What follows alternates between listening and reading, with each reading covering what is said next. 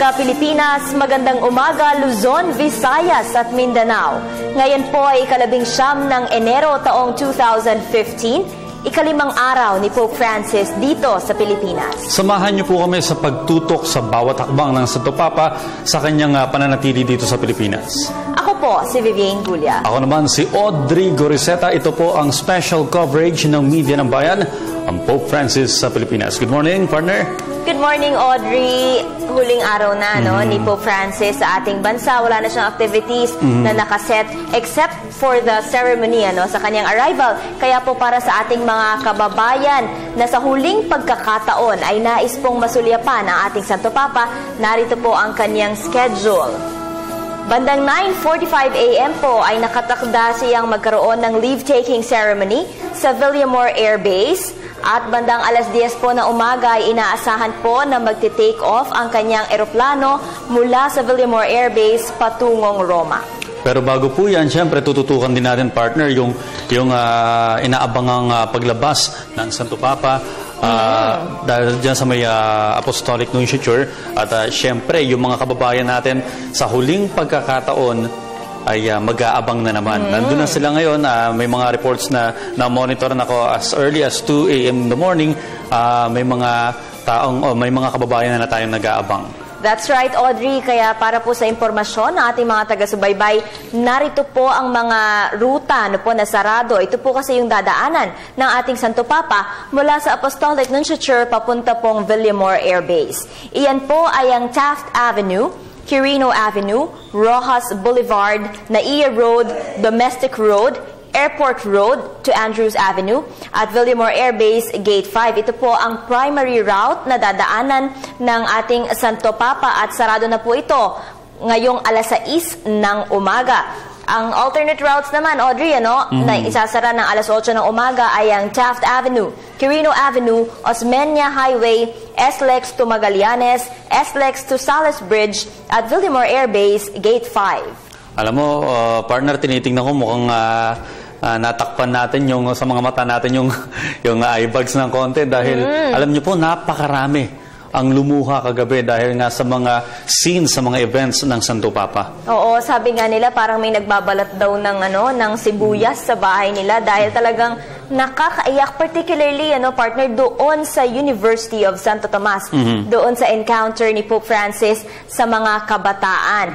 Ang pinaka nakapagpaiyak yung dalawang bata na galing sa Tuluyan ng Kabataan Foundation, 12 years old and 14 years old. Yung 14 years old na batang lalaki ay si June Chura.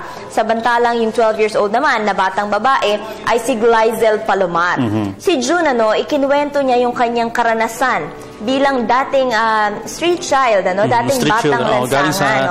Sa kalsada lumaki. Oo, natapos niya yung kanyang speech. Kinuwento niya na dati raw ay nung sinabi sa kanya ng kanyang mga magulang na hindi na siya makapag-aaral, ay lumayas siya sa kanila, Audrey. At pagkatapos ay nakita daw niya kung gaano ka-harsh yung environment outside, nariyan ng droga, at mayroon talagang mga mag-a-attempt to abuse you. Sumunod sa kanyang nag-speech, itong si Glyzel. Si Glyzel, halos hindi na niya natapos ang kanyang ipinihandang mensahe para sa Santo Papa dahil sobrang napaiyak siya naging emotional na. Tinanong, tinanong niya si Santo Papa kung bakit daw nangyayari itong o bakit inaalaw, hinahayaan ng ating Panginoong Diyos na mangyari ang mga masasamang bagay tulad ng drugs at prostitution sa mga kabataan na alam mo yon, walang kasalanan and helpless. Alam mo, ito'y eye-opener siguro sana sa ating mga magulang. Marami sa kanila ang naging biktima at masama ang nangyari sa kanila, tulad ng droga o prostitution. Bakit po pumapayag ang Diyos na may ganitong nangyayari?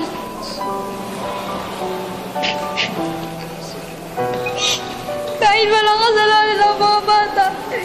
At bakit kaunti lang ang mga tao tumutulong sa amin?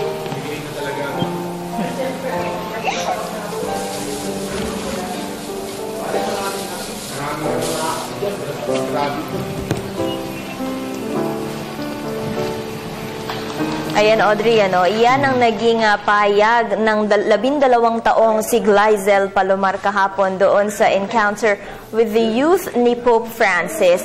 At ngayon, pinapanood ko ulit, naiiyak na naman ako, Audrey. Alam mo, nakakagulat, na ang akala nating mga masasayahing bata, meron palang mga dinadalang ganitong sama ng loob. Mabigat ang puso. Halimbawa, itong naging speech ni Glyzel, ito sana'y maging eye-opener, hindi lang sa ating mga nakapanood nito, kundi dun sa mga magulang. Na ang dami nating nakikitang mga kabataan na nasa lansangan lang at napapabayaan. Maaring dahil ang mga magulang ay naghahanap buhay at dahil meron din kapabayaan yung ibang magulang. Pero dito natin nakita, akala niya naglalaro lang ang mga bata, hindi, meron pala silang dinadalang bigat sa kanilang puso. May problema pala. At itong problemang ito, hindi ito maliit. Oo. Ito'y, tingnan mo, emotional itong si Glyzel. Alam mo, maganda yung sinabi mo na yan na reminder sa mga magulang. Kasi itong si Glyzel ay wala ng ama. At siya, nasa pangangalaga ng kanyang ina. Pero yung kanyang ina ay inaabuso siya physically. Siguro, pinapalo at talagang sinasaktan. Kaya naman ngayon ay naroon siya sa ilalim ng pangangalaga ng Tulay ng Kabataan Foundation. Ilang araw din daw ni-rehearse nitong si Glyzel yung kanyang speech para dito sa event na to, para to make sure na maganda at maayos ang kanyang pagka-deliver. Pero noong nandun na daw siya mismo, Audrey, sa stage, talagang hindi niya na daw napigil, talagang napaiyak na lang daw siya dahil siguro na-touch din siya na she is delivering a speech before the Pope at parang humihingi siya ng advice sa kanyang ama. Na-miss niya siguro yung kanyang ama dahil na mula nung nawala yung kanyang ama ay naka-experience siya ng physical abuse. At sabi niya kasi sa isang panayam, si Pope daw, he is like God, he is like a father to her. So, siguro yun ang kanyang experience kung bakit siya napaiyak. At ito namang si Pope Francis, kinonsole si Glyzel, niyakap at binigyan ng rosary. Alam mo, ito nga yung sinasabi ko, yung pagdating pa lang ng Santo Papa ng Biyernes.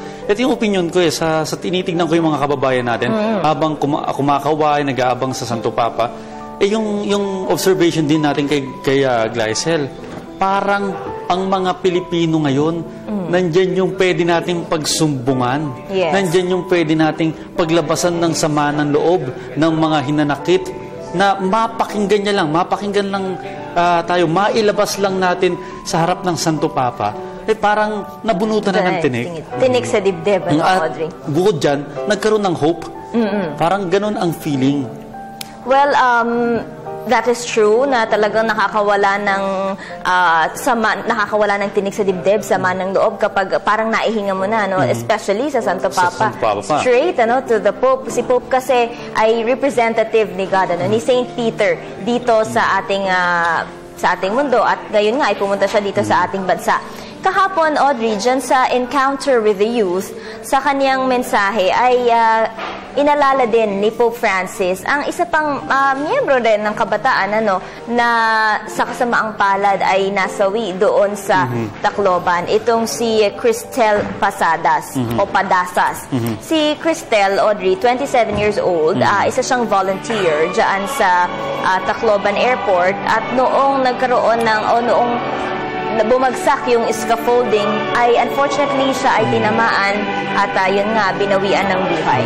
Kung maalala natin ng mga kababayan sa mga nakakapanood ngayon, sa pagpunta po ng Santo Papa doon nga sa may Tacloban, ay malakas na yung hangin at yung ulan. At siguro hindi kinaya ng pagkakatali doon sa mga speakers na nakakabit doon sa may scaffolding na yon, yung lakas ng hangin. At sakto naman, ito po yung talagang aksidente, walang may gusto nito at walang may kapabayaan naman siguro. Wala naman siguro may kapabayaan nito. Talagang malakas ang hangin, dumating doon ng Santo Papa.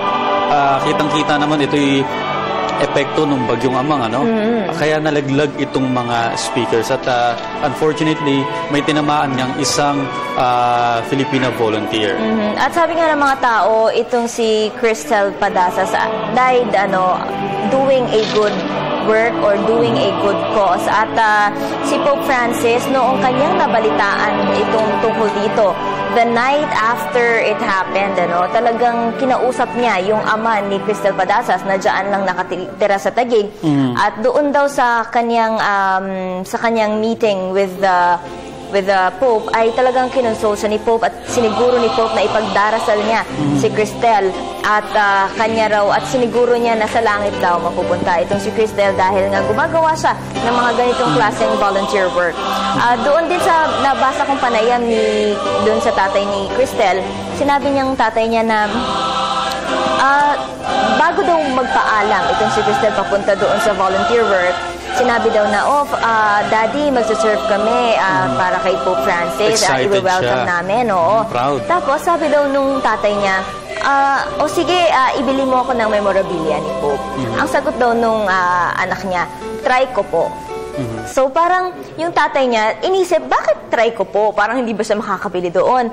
So, ngayon daw, nalaman na niya kung bakit yun ang sagot. Pero, ang nagbigay naman sa kanya ng memorabilia, si Pope Francis mismo. Binigyan siya ng 2 medalyon na bearing the image of Santo Niño at binigyan din siya ng rosaries, 3 rosaries. Gayun pa man, masakit ito para sa pamilya nung nawala na pamilya, no? Pero ang sinasabi ko nga dito, wala pong may gusto nito. Ito po'y aksidente at gusto ko na lang tingnan na mabuting tingnan na lang dito na isa tong para bang legacy na rin na nagsaserve ka at dahil sa pagsaserve mo, may hindi nangyaring hindi maganda. Oo, alam mo Audrey, sabi nga nila, hindi naman iyon sa haba ng panahon na ipinanalagi mo dito sa ating mundo ang mahalaga. Ang mahalaga ay kung ano ba yung mga nagawa mo para sa kapwa mo. At binigyang pansin ito, maigi ng Santo Papa at mismong siya ay ikinalungkot niya ito. Yes, mga kaibigan, sa punto pong ito ay makakapanayam natin si Father Francis Gustilio. Isa po siyang lecturer sa Don Bosco Center of Studies. At ang expertise po niya ay ang theology education. Magandang umaga po sa inyo, Father. Magandang umaga po sa inyong lahat, lalo na kina Vivian at saka si Audrey. Good morning, Father Francis. Medyo kahawigan ang pangalan ng Santo Papa, Father Francis. Magkatukayo. Actually, nasabi ko sa kanya personally. Nasabi niyo po. Really? I was in the Vatican serving for a while and then nagkita kami sa corridor. Sabi ko, I'm your Tokayo. It's a Spanish word actually. So naiintindihan ng Santo Papa. Tokayo is a Spanish word pala. Father Francis, so you were there noong bumisita po si Pope Francis sa Tulay ng Kabataan Foundation? Wala po ako doon. Hindi. What do you mean? Was I there in the... Yes, kailan niyo po siya na-encounter? Nakita ko siya sa Vatican when I was in Rome. Opo, you went there personally. Father, ito pong kahapon, doon sa UST Encounter with the Pope ay talaga naman pong nag-post ng mahirap na question itong kabataan na si Glyzel Palomar rather, Sinabi po ni Glyzel na bakit daw po hinahayaan ng Diyos na mangyari yung mga ganitong masasamang bagay tulad ng drugs and prostitution sa mga kabataan na sa kanila pong murang edad ay halos wala pa pong kamuang-muang. Do you have an answer to this, Father? Actually, nasabi ng Santo Papa na walang kasagutan ng tanong ng bakit. Tinuro lang niya ang katahimikan ng Panginoon din sa krus. Palagay ko sa maraming katanungan ng tao na bakit, lalo na sa mga inosente, sa mga musmos, ang tawag nga sa kanila sa politika, collateral damage pagdating ng war. Nakapagtataka bakit ang Panginoon mismo na isang Diyos ng kabutihan at kabaitan ay pinapayagan ang tao maging masama sa kapwa-taong walang kalaban-laban. Siguro hindi na itanong pa ng batang ito, wala pa siguro sa kanyang kaalaman ng personal o whatever. Pero 450 million na po na abort na babies. Yun talagang walang kalaban-laban. Hindi makatakbo. Siguro kung meron street child, pwede pa siyang umalis ng bahay. Ako nakakilala ko na isang batang lalaki na ipinapasok sa buslo sa isang parang isang lalagyan ng bigas, Yes. isinasabit ng stepfather sa isang mango tree, pinapalo sa ulo sapagkat hindi nakapagdala ng 10 pesos, 50 pesos para sa kanyang alak. Ang lalim ng tanong ng batang ito, Opo. bakit? At sabi nga ng Santo Papa, tinuro lang niya ang Panginoon sa krus. At tayo mismo, nafe-feel natin, ako rin, lingkod ako ng kahit konting panahon sa mga bata sa lansangan. Opo. Kawawa talaga kasi ang bata dapat naglalaro. Bakit ang bata dapat magtrabaho? Gabi pa man din. Delikado. Nagsisimula ang mga bata magtrabaho alas 10, alas 11 ng gabi, namumulot. Nakakita po ko ng bata na nagpunta sa sementeryo sa Caloocan para lang mamulot sa basurang itinatapon ng isang basurero sa lugar ng sementeryo para kalay-kayin ng mga bata. Sabi ko, magkano kukuha nyo dyan sa basurang yan? Between 100 to 120 pesos. Yun na ang kanilang kakayahan sa 3 oras na pwede lang kalay-kayin yung basura. At yun ang kanilang pagkain, yun ang kanilang survival. At nung tinanong ko sila, ba't di kayo sumali sa amin? Hindi sa tulay ng mga kabataan, kundi tuloy ng Don Bosco. Siguro sa mga kabataan din, ito'y kanilang paraan na magiging hindi lang hiwalay sa mga tao na nakakasakit sa kanila, pero pwede rin siguro sa kanilang paraan, ito kanilang kalayaan. Ito yung kanyang paraan na magawa niya ang kanyang kagustuhan. Pero totoo nga, maraming kabataan na hindi na naging bata, bigla na lang naging isang matanda. Ang isa pa rin sigurong pwede natin i-attempt na kasagutan ay nasa ating sarili. Sabi nga ng Santo Papa, bakit natin nakakaligtaan na ito'y ating mga kapatid? Yes. Siguro inaantig ang ating mga puso nung nasabi ito ng Santo Papa kasi marami akong nabasa, tinanong ko sa aking FB, ano kaya ang inyong impression sa pangyayari dito sa Pilipinas ng pagbisita ng Santo Papa? Ano bang take home nyo? Anong baon nyo sa buhay nyo? I had 188 hits in a span of about 10 hours. Tinanong ko yung kagabi. Binasa ko nung alas 3 ng umaga ngayon. I was able to gather mga 88 sharings, comments. At nakita ko na marahil itong tanong ng batang ito parang pineers ang puso ng maraming tao. Itong si Grisel na to, ang daming taong tinamaan. Ang dami ng komentaryo nila na sila mismo napaluha.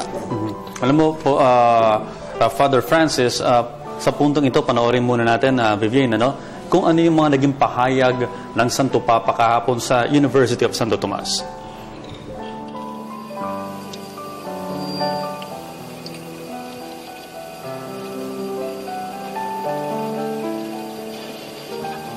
Dear young friends,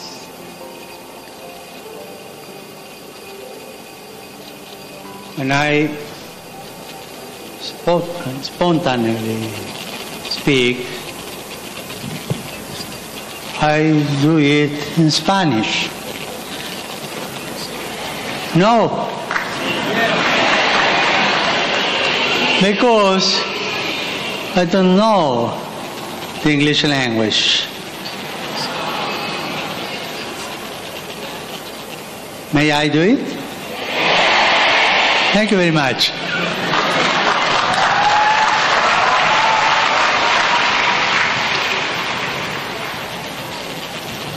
This is Father Mark, a good translator. Primero de todo, una noticia triste. A sad news. Sad news today. Ayer, mientras estaba por empezar la misa, Yesterday, as Mass was about to start, se cayó una de las torres como esa A piece of the scaffolding fell, y al caer and upon falling, hirió una muchacha que estaba trabajando it hit a young woman who was working in the area, y murió. and she died. Su nombre es Crystal. Her name is Crystal. Ella trabajó en la organización de esa misa. She worked for the organization and preparation for that very Mass. Tenía 27 años. She was 27 years old, Era joven como ustedes. young like yourselves. Trabajaba para una asociación que se llama Catholic Relief Service. She worked for those Catholic relief services, Era una voluntaria. a volunteer worker. Yo quisiera que nosotros, todos juntos, ustedes jóvenes como ella, I would like all of you, young like her, rezáramos en silencio un minuto y después invocáramos a nuestra Madre del Cielo. to pray for a moment in silence with me, and then we pray to Mama, Our Lady in Heaven. Dito natin nakita na Father Francis at Vivienne yung pagbibigay halaga ng Santo Papa sa unfortunate na pangyayari dun sa may Tacloban nga kung saan nabagsakan ng isang scaffolding or ng mga speakers yung isang volunteer na si Cristel. At ang ating Santo Papa, sa kanyang pag-recognize kay Cristel, nag-offer siya ng panalangin. Imagine mo kahapon, ilang milyon yun o ilang libo sa UST ang nagdasal para sa kaluluwa ni Cristel. At siniguro naman ng Santo Papa doon sa ama ni Cristel na si Cristel daw ay mapupunta sa langit. I guess, Audrey, the best way to die is after doing something good. Diba? At least, although, sabi nga kanina, bata pa siya, as I have said, Audrey, it is not kung gaano kahaba ang oras na pinamalagi mo dito sa lupa yung mahalaga. Ang mahalaga is how many lives you have touched or how many good things you have done. At yung quality ng pamumuhay na isinagawa mo sa maikling oras mo dito sa mundo. Father, ano pong views niyo dito sa sinabi ng Santo Papa? Totoo talagang ang buhay ng tao, hindi natin alam kung kailan takda sa oras na sinasabi mismo ni Jesucristo, oras ko na. Pero ang sabi nga ni Vivienne, totoo yan, hindi sa haba, kundi sa kalidad, sa uri ng pamumuhay. Ang Santo Papa, nabighani ang isang tao dito sa natanong ko sa sharing niya. Paano nakuha kagad ng Santo Papa na lumapit sa pamilya nitong Cristel na to, 27 anyos, na nalaman pala niya ang ina ay nasa labas ng bansa bilang isang OFW, pero pinahanap niya kaagad. Siguro, nagtatanong maraming tao noon nakabalik siya mula Tacloban, maaga. Opo. Ano kaya kanyang gagawin? Ginawa lang niya isang bagay. Nung malaman niyang may namatay, ay kaagad inagapay niya na maging kalapit ng mga nasawi, ng mga pamilya ng nasawi, itong ama. Pinagtanong niya kaagad. So, backdoor to. Sabi nga dito ng isang komentaryo, ang the best sa akin sa nangyari dito sa visit ng Santo Papa, yung mga backdoor niyang ginawa. Yung pagpunta niya sa mga tulay ng kabataan na wala sa sa eksena, wala sa programa. Yung kanyang kumain siya, pinagbawal niya na merong television or mga reporter kasama ng mga nasalanta sa bagyo, maging ng earthquake sa Bohol. Sabi niya, itong unseen and surprised activities ng Santo Papa, itong taon to felt na ganyan ng Diyos. Nasabi ng Santo Papa yan Sabi niya sa mga kabataan, payagan niyo ang Diyos, surpresahin kayo. Payagan niyo ang Diyos na dumating sapagkat bukas lang ang loob niyo, darating at darating siya. Alam mo, Father Francis, na pag-uusapan nga natin kanina yung mga emosyonal na scene kahapon sa UST at maging sa Carino Grandstand. At may mga katanungan yung mga kabataan kung saan talagang naging emosyonal sila. Panoorin naman natin sa puntong ito ang mga naging sagot ng Santo Papa.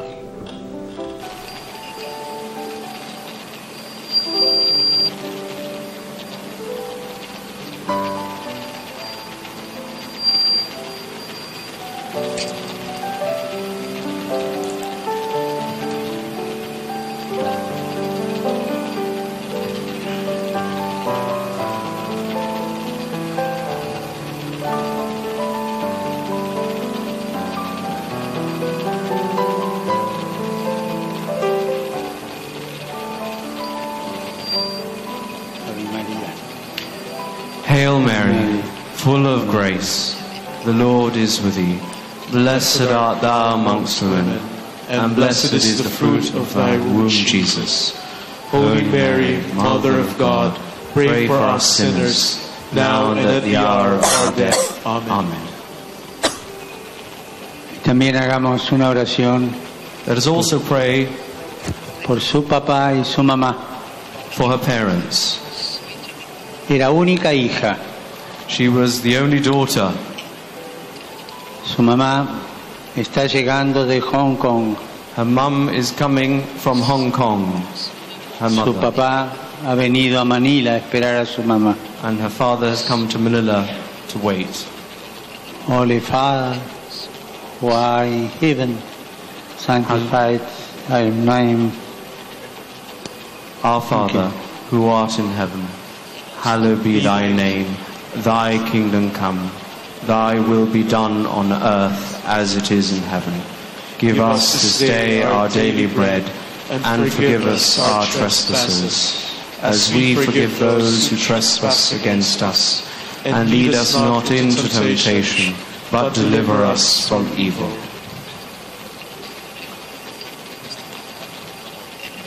It is a joy for me to be with you this morning. I greet each of you from the heart. And I thank all those who made this meet possible. During my visit to the Philippines, I wanted in a particular way to meet with young people, to listen to you and to talk with you. I want to express the love and the hopes of the Church for you.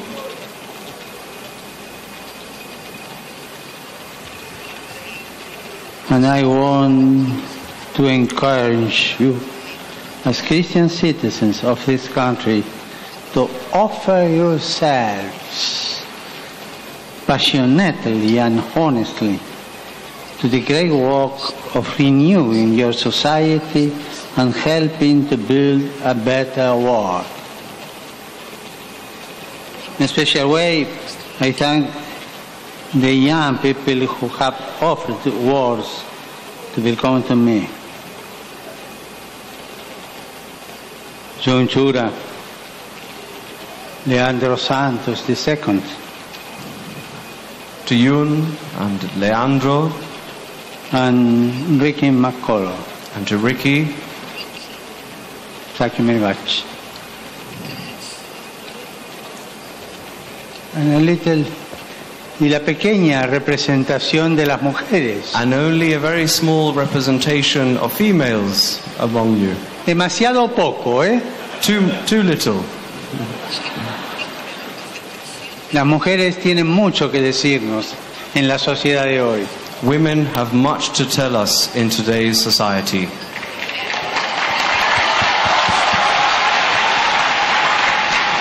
A veces somos demasiado machistas Sometimes we're too machistas, y no dejamos lugar a la mujer. and we don't allow room for the woman. Pero la mujer es capaz de ver las cosas con ojos distintos de los hombres. But the women are capable of seeing things from a different angle to us, with a different eye. La mujer es capaz de hacer preguntas que los hombres no terminamos de entender. Women are able to pose questions that we men are not able to understand. Presten ustedes atención. Ella hoy ha hecho la única pregunta que no tiene respuesta. Look out for this fact today. She, Gaziel, is the only one who has put a question for which there is no answer. Y no le alcanzaron las palabras.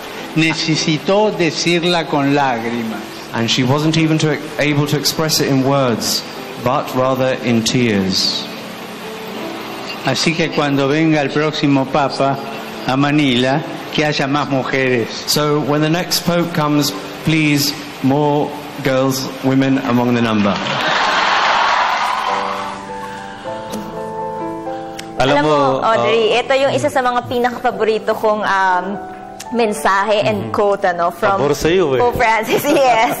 Oo, alam mo kasi, itong mga babae, kaming mga kababaihan, bahagi kami ng marginalized sector dito sa ating bansa. I mean, we cannot deny it, kapag lalaki ka, mas maraming opportunities for you. So, at least, itong mensahe na ito ni Pope, nagpapahayag ito na magkaroon ng equality, especially when it comes to gender. Alam mo, Father Francis, bukod dito sa speech ng Santo Papa, may mga ilang mga mass na rin siya na talagang pinapahalagahan niya ang unique role ng kababaihan dito sa mundo at maging sa loob ng simbahan. Totoo. Alam niyo yung first na gesture niya sa kababaihan ay yung first niyang Holy Thursday na paghuhugas ng paa. Meron siyang hinugasan na paa ng babae. Kaya nga nagtanong ng mga tao kagad nun open na ba ang simbahan sa babaeng pare? Yes, opo. Of course, hindi naman yun ang ibig sabihin ng gesture. Ang sinasabi niya ay lahat naman ay disipulo ni Kristo. Pero ang nakita ko sa kanyang sagot na may mga tanong ang babae na hindi kayang malaman ng lalaki o mabukaw man sa isipan. Ako, ang impression ko po ay sabi sa atin lahat na ang babae ang may sinapupunan. Ang pinaka-tender daw, the most tender part of the human body is the womb. Wala kaming ganyan. Ang mga lalaki walang sinapupunan. Opo. Pero kinumpare ng Panginoon Diyos ang kanyang sarili sa kanyang tenderness. Ang tawag diyan ay rehem. Rehem. Ano pong ibig sabihin? Ang sabi nga ay rehem is sinapupunan. Pero diyan nanggaling ang word ng mercy. Okay. Hesed. So, rahamin. Yung to become merciful. Nanggaling dyan talaga ang kagandahang loob ng Diyos. Di ba?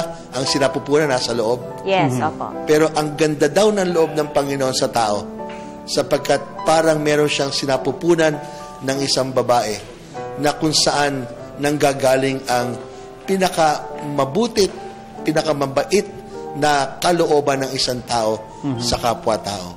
At ang Diyos merong ganyan. Alam mo, Audrey, kasi karaniwan, di ba ang babae at lalaki, maraming pinagkaiba.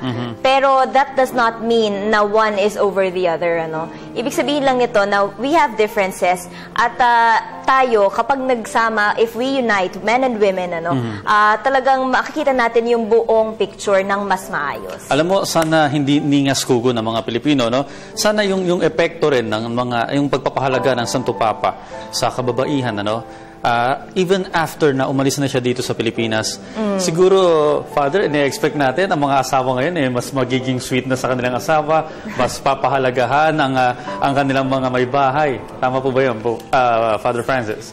Totoo yun sapagkat madalas sa karamihan ng mga babaeng nagtatrabaho sa larangan ng industriya, pabrika, pero din sa mga opisina. Sabi nila, ang Pilipinas daw sa buong Asia ang pinakamaraming women na nasa management team na. Pero alam nyo, yung babae, pagdating niya sa bahay, siya pa rin na magluluto. Siya pa rin mag-tutor. Yes. At siguro yung ama, dadating ng masuli, pero hihilata o kaya manonood ng TV, magbabasa ng dyaryo. Siguro nga, ang hinihingi na Santo Papa, more than equality of gender is complementarity. At siguro, tulungan. Yes. Tunay na tulungan. Magtinginan ang lalaki at babae na kailangan nilang isa't isa.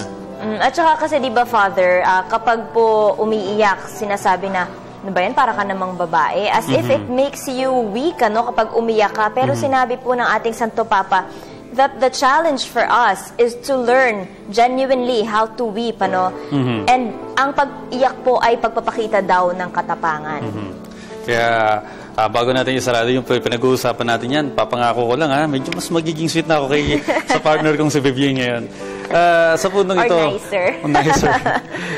Okay, sa pundong ito, Father Francis, yung mga kaganapan naman po sa may Quirino Grandstand kahapon na talagang nakita natin, dahil ito na yung pinakahuling misa ng Santo Papa dito sa Pilipinas, yung kahapon nga, ang pagpapakita ng pananampalataya ng mga Pilipino, waterproof, kahit umulan.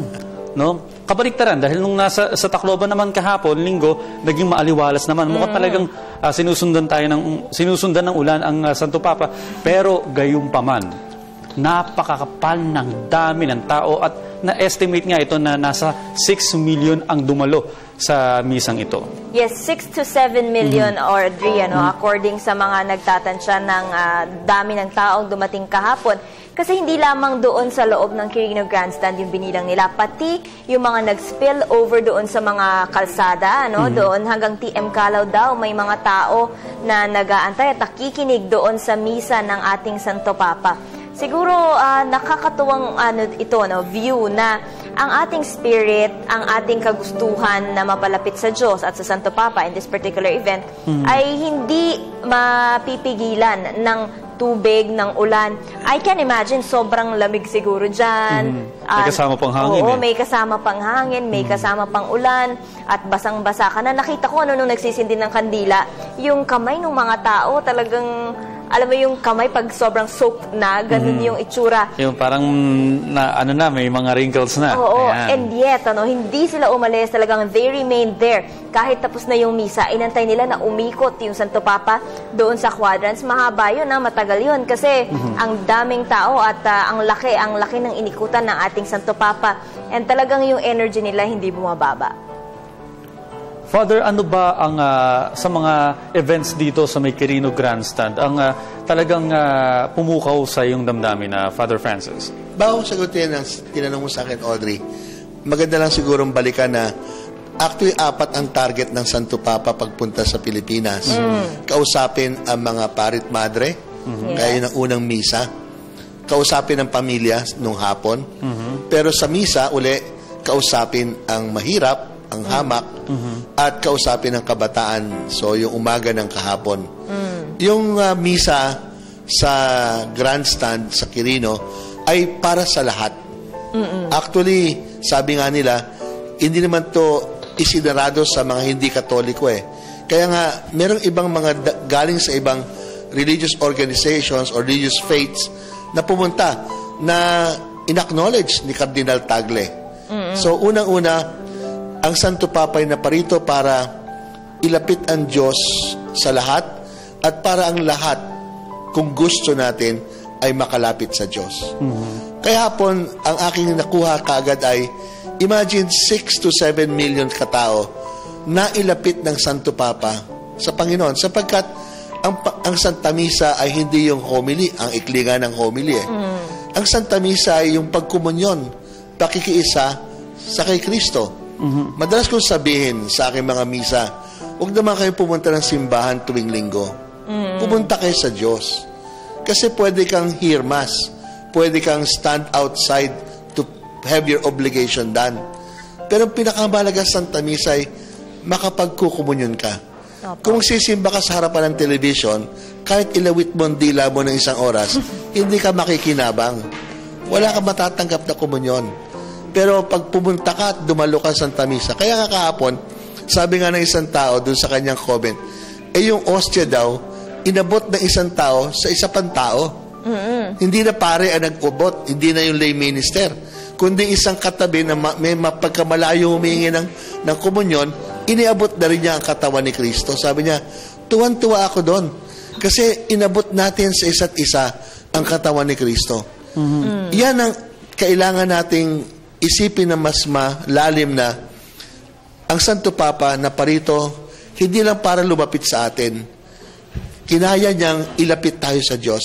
At sabi nga kahapon, itong paglapit natin sa Panginoon, sapagkat feel ng marami na parang si Kristo daw, itong si Pope Francis, sa kanyang kasimplihan, sa kanyang smile, sa kanyang goodness of heart, sa kanyang stamina. Bilib sila sa stamina ng mamang to. Yes. Biruin mo, 78 years old, nakaka-resist, nakaka-endure. Pero ang nakita ng karamihan din ay pinadasal niya tayo. Just kanina lang, di ba? Pinakita sa atin kung paano hiningi niya ang silence doon sa crowd ng UST. At nakita naman natin, lahat yumuko. Lahat sumunod. Lahat humingi ng tulong sa mahal na biren. At finally, inihingi ang tulong ng Santo Papa sa mga magulang ng nasawi. So, ang Santo Papa, ibinalik sa atin ang conversation, ang makiisa sa Panginoon, sa panalangin, lalo na sa pamagitan ng Santa Misa, sapagat naroon ang okasyon na magkaroon ng komunyon. 3 araw po tayo nagsimba. Di ba, madalas, linggo lang tayo nagsisimba. Biyernes, napasimba tayo. Sabado, napasimba tayo. Ano pa ngayon? No, linggo, talagang pinasimba tayo. At ito'y sa karamihan. At kahapon, Father, doon sa kanyang misa sa Quirino Grandstand, ay muling inulit ni Pope Francis ang kanyang mensahe na protektahan ang pamilya. Sabi po niya, dapat daw pong iwaksi ang social structures na nagpe-perpetuate ng poverty and inequality and injustice. Ano po sa tingin niyo, Father, ang ibig sabihin niya by social structures? Ano po yung tinutukoy niyang social structures dito? Palagi ko, sinasabi niya palagi sa kanyang mga nakasulat din at maraming speeches. Ang parang laissez-faire, liberal capitalism. Kasi nga, kung meron kang kapital, ito'y lalago. Opo. Give me just a little bit on this. Okay. Ang mga pobre, ang mga hamak, kaya lang nilang bumili ng isang sachet ng kape. Opo. 5 piso yun. Pero, isama mo yan sa isang garapon. Sabihin natin, magkano nga ba ang isang garapon ng Nescafe? Di ba? Pag samasamahin mo ang sachet na yan, kalahati lang. Yun na yung presyo ng isang garapon. Kalahating garapon lang yan ng Nescafe. Pero, ang mas may kapital, makakabili siya ng isang garapon. At tuloy nakasave siya. Ang mas mahirap pa, ang kanilang value for money, binibili nila mas mahal ang isang bagay. Ang kape lang ba nakasashay? Creamer nakasashay. Sabon, shampoo. Lahat, Colgate nakasashay. Kaya nga nagbabarahan ng ating mga estero. Pero kawawa talaga ang ating mga pobre. Hindi natin nakikita na yung binibigay natin sa kanilang necessities ay mas mahal kesa sa mga tao na pwedeng bumili. Kasi nga, wala silang kapital. So yung liberal capitalism, yan talaga ay isa social structure na made, sabi nga nila, in America, hindi naman tama sa isang underdeveloped country. Siguro meron dapat tayong ibang uri ng struktura para yung underdeveloped country ay makaahon kahit ang nakakarami ay walang kapital. Para sa akin, ang equity ng isang tao ay ang kanyang sarili. Bilib ako dyan sa kooperatiba. Yes. Kasi ang puhunan mo ay buhay mo, oras mo, tiyaga mo. Pero yung boto mo, kasing laki ng boto ng maraming pera. Yan ang maganda sa kooperatiba. So, sa akin tingin, tao ang yaman. Opo. Pag ginamit mo ang tao para yumaman ka, yan ang maling struktura. Okay, alam mo, Father Francis, in connection sa sinabi mo, no, babasahin ko lang yung naging tweet ng Santo Papa. Actually, nagkaroon ng 5 tweet ang Santo Papa sa salitang Tagalog o Filipino. At basahin ko yung may connection sa sinasabi ni Father Francis. Ang pamilya ay ang pinakamahalagang kayamanan ng isang bansa. Naway pagsikapan nating ipagtanggol at patatagin itong pundasyon ng lipunan. Which is very true, Audrey. Ano? Karaniwan kasi nalilimutan na natin ito. Ano? Mas napapalapit na kasi tayo doon sa tinutukoy nga ni Pope Francis ngayon yung bagong form of idolatry. Hindi po ba, Father? Yung kung dati golden calf, ngayon pera na. Which is material na bagay. Nagiging uso na ngayon yung materialism. Pero yung para hindi ka ma-attract masyado sa mga ganitong bagay, it starts with the family, Audrey. Kapag hindi ba pinangangaralan ka ng iyong mga magulang na kung ano ang talagang mahalaga, which really are the essentials in life, doon mo talaga magkakaroon ka ng solid values para hindi ka mahikayat sa ganitong form ng materialism. Alam mo nga, kapag kausap ko yung mga batang pamangkin ko, no, ang sabi nila, pwede bang maging kami ang kami? Sabi ko, tama yun. Pero ang kalayaan, hindi laging absolute yan.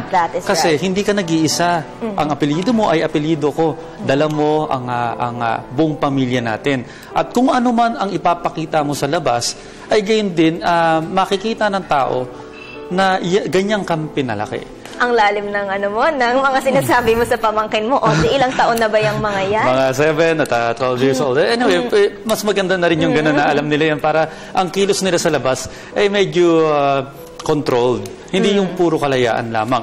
Anyway, Father, sa nangyari kahapon po, at mga events pa nung ilang araw, atin lang balikan habang hinihintay po natin ang paglabas ng Santo Papa sa Annunciature patungo ng Villamor Air Base. Pag-usapan naman po natin, Father Francis, yung simula nung dumating at lumapag dito ang Santo Papa sa Pilipinas, i-recap lang po natin. Simula nung January 15. Yes, January 15, iyan po ay araw ng Huwebes. Lumapag ang sinasakyang eroplano ni Pope Francis mula Sri Lanka dito po sa Villamor Air Base sa ating bansa at nagkaroon ng motorcade mula dyan sa Villamor Air Base patungong Apostolic Nunciature dyan sa Maynila. At doon sa motorcade, makikita mo, Father Francis and Audrey, na yung energy ng ating Santo Papa sobrang taas. Sa kabila ng 6 na oras na pagbiyahe mula Sri Lanka papuntang Pilipinas at gabi na yun, pero talagang kinawayan niya, binless niya lahat ng taong nag-antay sa kanya.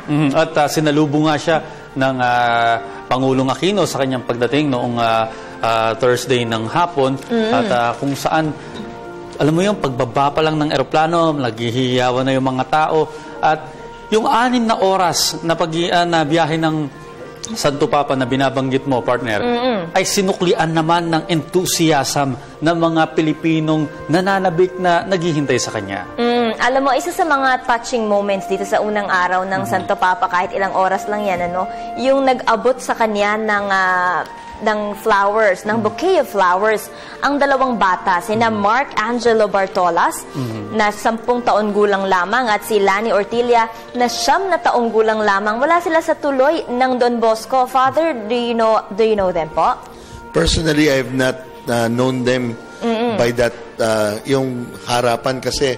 Pero natutuwa nga ako na ginamit ang mga batang ito para sa arrival ng Santo Papa.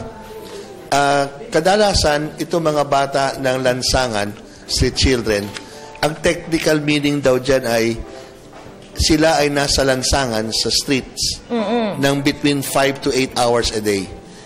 Pwede naman sila may mga magulang, pwede sila merong isang kubo o isang slum area na may tinutuluyan. Pero ang pinakamasakit sa mga batang itong nangyari ay nangailangan silang magtrabaho sa lansangan o maging laruan nila, pero madalas meron silang binebentang sampagita sa gabi o kaya sigarilyo o newspaper sa umaga.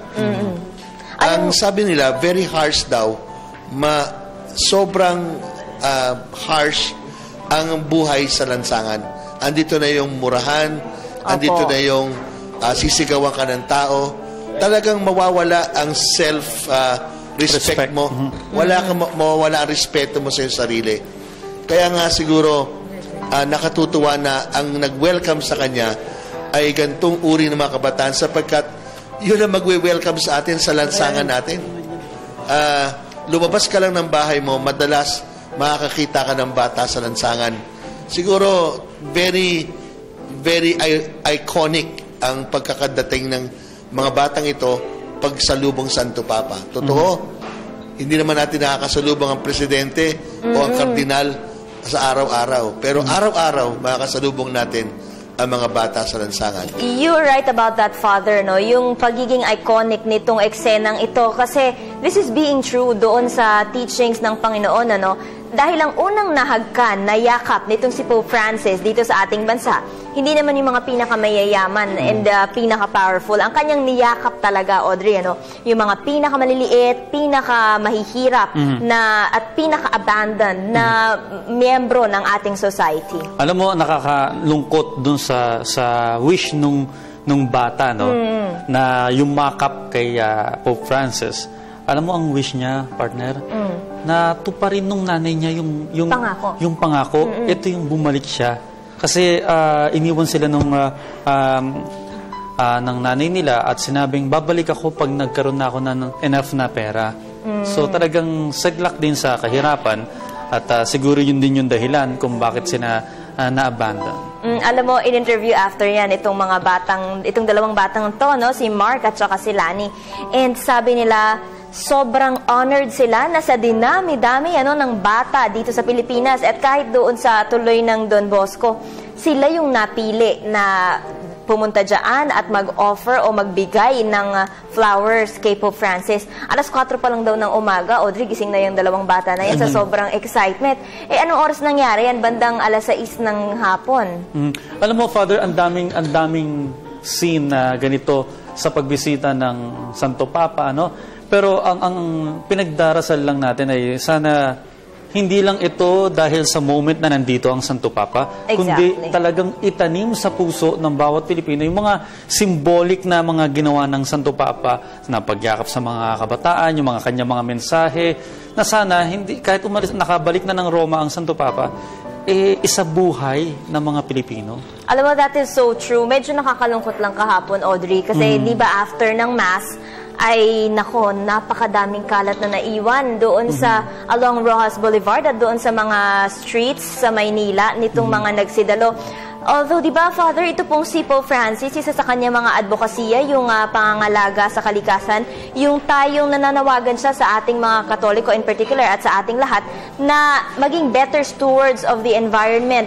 At yung pagkakalat, Audrey, di ba, ang tema nitong ating event ngayon, mercy and compassion. Kahapon, makikita mo ang naglilinis ng kalye, yung mga MMDA, ng kalat na hindi naman sila ang nagkalat. Kung nagmamalasakit kang tunay sa iyong kapwa, maliit na kalat lang ilagay mo sa bag mo. Diba? That is, yung maliit na bagay na yun, very basic. Pagpapakita po ito ng malasakit sa ating kapwa. At pagpapakita rin ng malasakit sa ating environment. Audrey, yes, nakikita natin ngayon dito sa ating monitor yung motorcade ng Santo Papa mula sa Villamor Air Base patungong Apostolic Nunciature. Paalala po sa ating mga kababayan, ito po yung kuha nung dumating ng Santo Papa nung Huwebes ng gabi o Huwebes ng hapon hanggang inabot na nga ng dilim yung kanyang Pope Mobile, pagsakay sa Pope Mobile at pagpunta sa Apostolic Nunciature. At dito niya unang nakita yung kasabay ng mga Pilipino. Alam mo, kaibahan, Father Francis, 20 years ago, nang bumisita dito si Pope John Paul II, ang winawagayway noon ay mga panyo. Yeah. Ngayon ang mga nakalabas na mga cellphone, gadgets. Saka mga yes. Pero alam nyo, nang hinayang ko, hindi natin nabalikan. Natuwa naman ako kasi at a personal level, kilala ko si Cardinal Tagle. Tuwan-tuwa ako nung ibang-iba ang kanyang pag-greet kay Cardinal Tagle. Nakita niyo ba dati? Hindi lang siya nagyakapan, pero yung kanyang noo sa noo. Maraming kwento tungkol dyan between Cardinal Tagle at Pope Benedict. Sige, pakishare na lang po, Tapos Father. ito ngayon, Cardinal Tagle at saka si Pope Francis. Sabi nila na nung nag-resign si Pope Benedict, nagkatagpo itong si Cardinal Tagle at saka si Cardinal Bergoglio sa airport ng Roma. Okay. Pero meron silang endearment terms na kaagad. Sabi ni Pope ni Cardinal Bergoglio kay Cardinal Tagle, "Oy, kabataan, Giovanotto," sabi niya. "Kamusta, Giovanotto? Kamusta ka, kabataan?" Sabi niya, "Mabuti naman, matanda." Sabi niya, "Mabuti naman, Bicchiotto." So doon pa lang, kita mo na kagad na meron silang pinagsamahan na. Bakit kasi? Kasi hindi siguro nalalaman ng publiko na malapit si Pope Francis kay Pope Benedict. Kung siya'y kardinal, bahagi lang siya ng 120 sa buong mundo na kardinal. Hindi naman lumalampas ng 125 ang kardinal eh. Kasi ang voting ng pang-Santo Papa ay more or less between 118 to 122. May magic number dyan eh, 12. 12 apostles times 10, 120.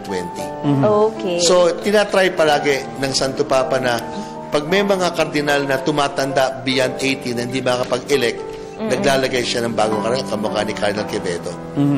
So, itong kanilang meeting na to na noo sa noo, nakatutuwa. Ito pa, siguro kung pwede kong sabihin dito. Privately daw, sinabi ni Cardinal Tagle, "Your Holiness, hindi naman kagalingan talaga ang aming seguridad dito. So, talaga kaming nangangamba dahil sa inyo kasi our security is not top level." Sabi ng Santo Papa, ano ngayon? Di magkakaroon ng bagong conclave. Baka ikaw ay botong Santo Papa. Yun ang sinabi sa kanya. So, nakakatuwa itong dalawa ito. They have parang vibes talaga sa isa't isa. In fact, Cardinal Tagle belongs to the parang sinasabi natin parang group of a few na nagko-consult ang Santo Papa. Alam mo, Father Francis, sana nga itong papal visit ngayong 2015 ay masundan agad. Hindi 20 years yung pagitan. Alam niyo kung bakit? Kasi dito siguro nakita na ng buong mundo na kapag bumisita ang Santo Papa sa Pilipinas, ganito naming klaseng tatanggapin ang Santo Papa. Pero gayon pa man, malay natin, sa Pilipinas naman galing ang susunod na Santo Papa. We will find out. Kasi I think, Father, di po ba, correct me if I'm wrong, si Cardinal Tagle among the strong contenders itong nakaraang election po ng Pope. Ito yung tinutukoy ni Father Francis Yan. Na matagal na mainit na yakap ng Santo Papa kay Cardinal Tagle. Nakita mo naman, hindi lang parang magkaibigan, parang magkapatid, Parang brothers ang kanilang pagtanggap sa isa't isa. Yan ang kakaiba sa lahat ng mga obispo at mga kardinal na ginawa niya. Talagang magkaibigan. At saka napansin ko din dun sa mga speeches na ibinibigay ni Cardinal Tagle para kay Pope Francis. Talagang from the heart at talagang makikita mo na kung gaano sila ka-close. From that, meron ding humor. Pareho silang humorous, Father, po. That's true. That's very true. At alam nyo, si Pope Francis, boyish ang muka kasi palagi nakatawa. Okay. Sabi naman lang si Cardinal Tagle, boyish talaga ang muka. Kasi palagi rin nakatawa. Opo, smiling Talaga, eyes. pag ikaw ay nakatawa, you're very much like a young person. And, Kaya parati kang tumawa, Audrey. At nakaka-generate ka ng Totoo. naglalabas ka ng positive. Nakakahawa. Positive yung impact mo sa mga tao. Which is important para sa isang leader ng simbahang Katolika. Okay, kinabukasan naman, after ng tagpong ito, nung nakapahinga na po ang ating Santo Papa, January 16, ay bumisita po si Pope Francis sa Malacanang para sa isang state visit. Kasi, Audrey, maaalala natin, itong pagbisita ng Santo Papa dito sa Pilipinas, hindi lamang po ito isang religious event. Isa rin po itong state visit, dahil po ang ating Santo Papa ay head of state ng Vatican, ang pinakamaliit na bansa sa buong mundo. At dito nga, nakita natin, na-witness natin yung dami rin ng tao na pumila para abangan yung pagdaan ng Pope Mobile patungo sa Palasyo ng Malacanang. At pagdating nga ng Palasyo ng Malacanang, sinalubong siya ng Pangulong Aquino at ng mga gabinete. Gayon na rin yung mga pamilya, mga kamag-anak, yung mga staff sa Malacanang, kung saan na-bless din ng Santo Papa yung mga kabataan dyan. Isa nga sa, hindi ko malilimutan sin dyan, yung anak ni Finance Secretary Cesar Purisima, na medyo nag-aabang pa lang, nakikita na nating hawak ng kalihim at nakuha na. Hindi naman siya nabigo. Hindi nabigo, hinalikan din siya ng Santo Papa. Alam mo, kahit yung doon sa kanyang mga motorcades ni Pope Francis, napapansin ko, basta mayroong inilapit na bata sa kanya, he would stop and, kiss that child, bless that child. Anyway, dito sa video ng ating Santo Papa sa Malacanang, makikita natin mayroon siyang isinulat doon sa guest book sa Malacanang. According sa reports, ang isinulat ni Pope Francis ay, sabi niya, he wishes prosperity and wisdom para sa ating bansa. Pero alam mo, hindi ko malimutan itong tagpong to dahil dito ko nakita na medyo hinihingal na yung Santo Papa dyan. Medyo napagod din siya. Sa puntong ito, Father Francis, mga kababayan at Vivienne, tingnan naman natin ang nilalaman ng report ni Elena Luna kaugnay nitong pagbisita ng Santo Papa o yung pagtungo ng Santo Papa sa Palasyo ng Malacanang. Licor na nagtipon-tipon sa Rizal Hall ng Malacanang. As many voices in your nation have pointed out, it is now more than ever necessary that political leaders be outstanding for the honesty, integrity, and commitment to the common good.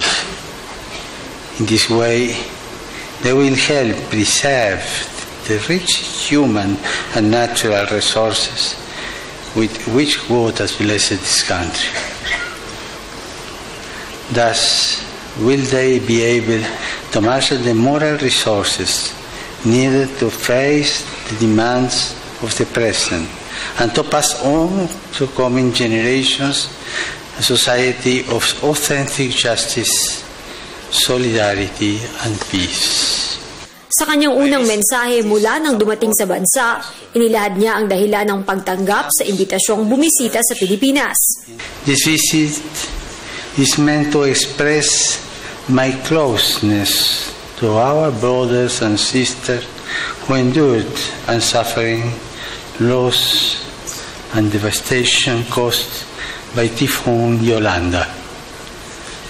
Together with many people throughout the world, I have admired the heroic strength, faith, and resilience demonstrated by so many Filipinos in the face of the natural disaster and so many others.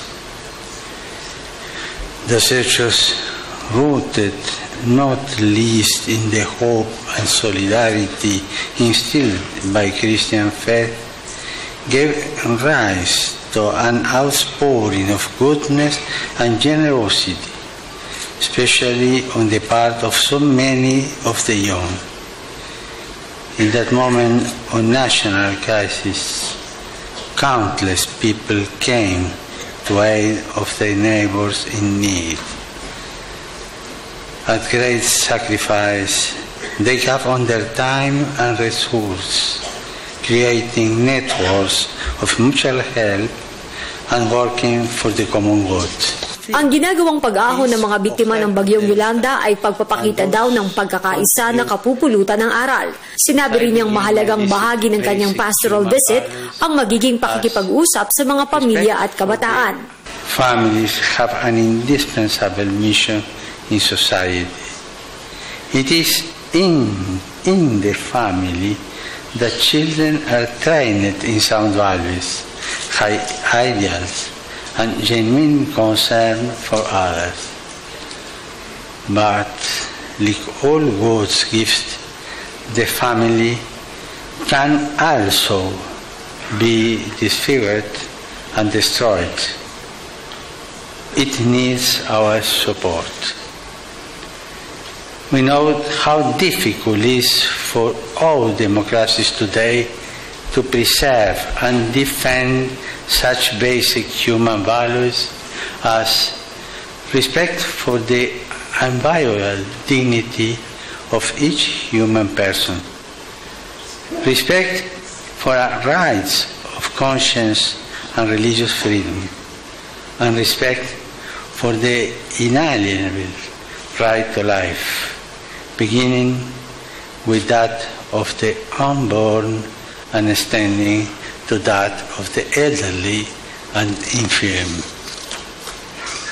For this reason, families and local communities might be encouraged and assisted in their efforts to transmit to our young the values and the vision which can help bring about a culture of integrity.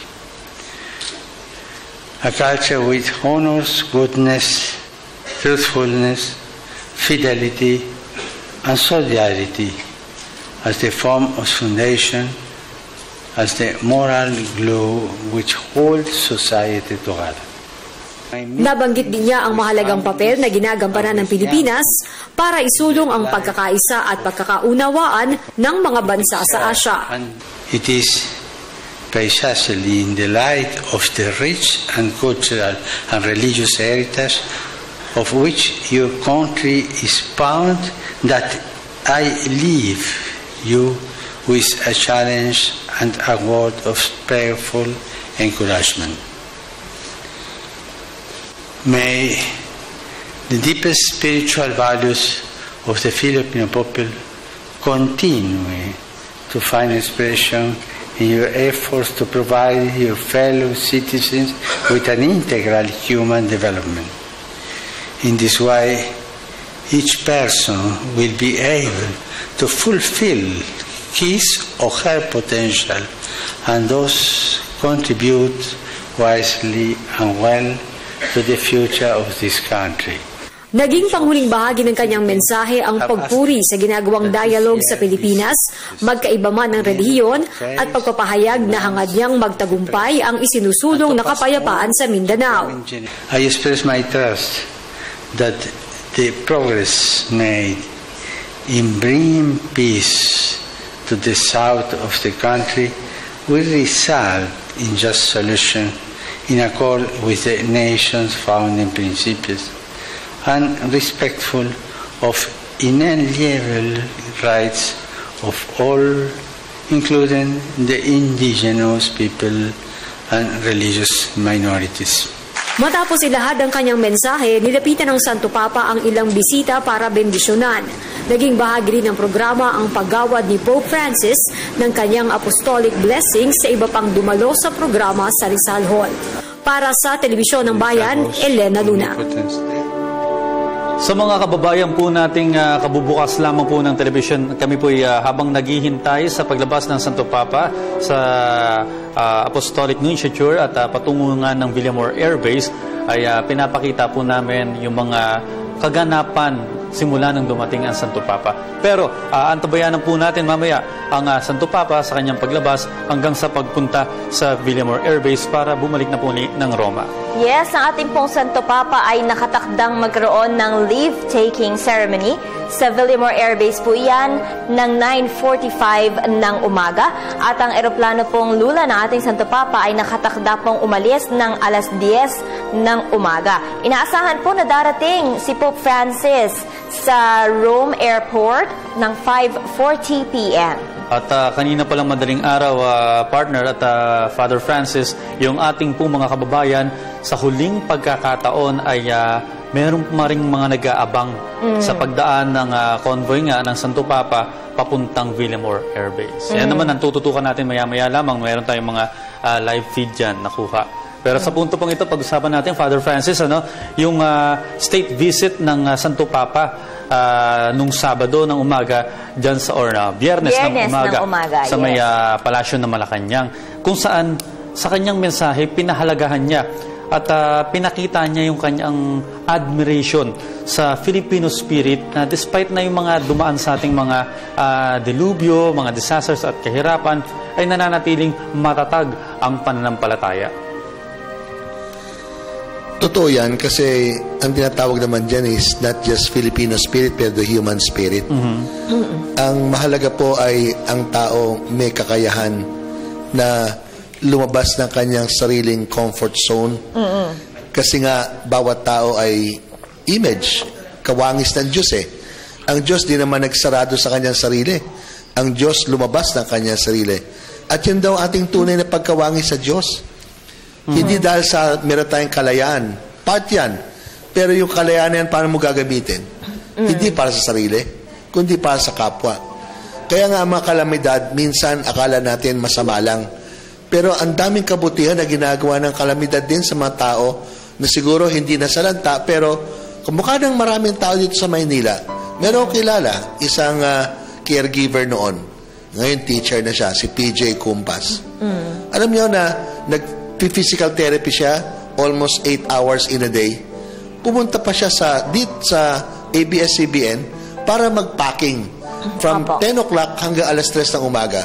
Umuwi sa Alabang, natulog ng 3 oras, trabaho ulit next day. And then that same night, balik na naman siya, magpa-packing. Itong taon to, walang kinalaman itong sino man sa Tacloban. Yes. Pero he dedicated 3 nights for packing. Tapos noon, nung nalaman niyang may mga taong galing sa Tacloban na punta sa Villamor, nag-volunteer siya as a counselor. Itong taon to, lumabas ng kanyang comfort zone. Yan ang tunay na pagka-Diyos ng bawat tao.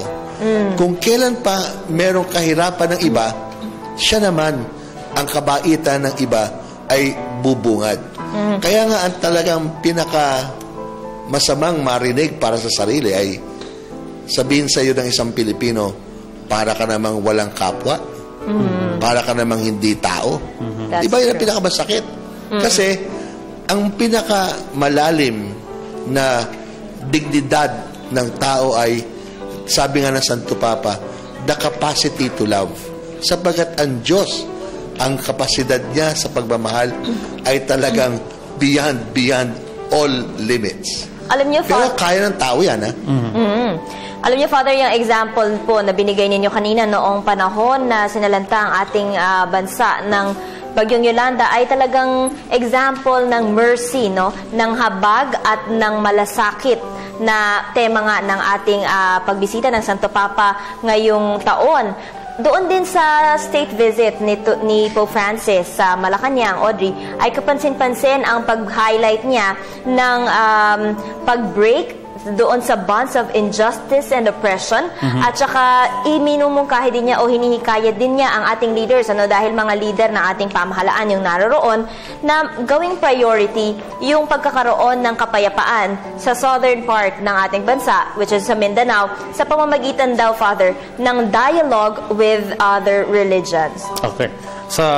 Mula dyan sa may state visit ng Santo Papa, dyan sa may Malacanang, noong araw nga ng Biyernes, dadako tayo mamaya, babalikan naman natin at pag-uusapan yung pagbisita naman ng Santo Papa o pagtungo niya sa Manila Cathedral sa pagbabalik ng ating special coverage na Pope Francis sa Pilipinas. Pero bago po yan, papakita po muna natin ang live nating kuha dyan sa may dadaanan ng Santo Papa dyan sa Quirino Avenue, at makikita po nga natin huling araw na ng Santo Papa dito sa Pilipinas, pero ang mga tao, ang mga faithfuls, yung mga kababayan po natin, kahit sa huling pagkakataon nag-aabang po na masulyapan ang Santo Papa.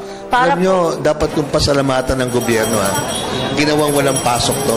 Yes. Kasi kung may pasok to, hindi naman ganyan dadami ang tao eh. Pero pinaunlakan talaga ng gobyerno natin ang pagdating ng Santo Papa. Sabi nyo nga, beyond the state visit, it is a visit to the Filipino people. Mabuti naman ang tao lumalabas, kamukha ngayon. At nagiging cooperative din. Yes, makikita natin sa video natin na tahimik at maayos na nag-aantay ang ating mga kababayan para sa pagdating ng ating Santo Papa. Okay, tumutok lamang po dito sa may special coverage ng Media ng Bayan. Magbabalik pa po ang Pope Francis sa Pilipinas.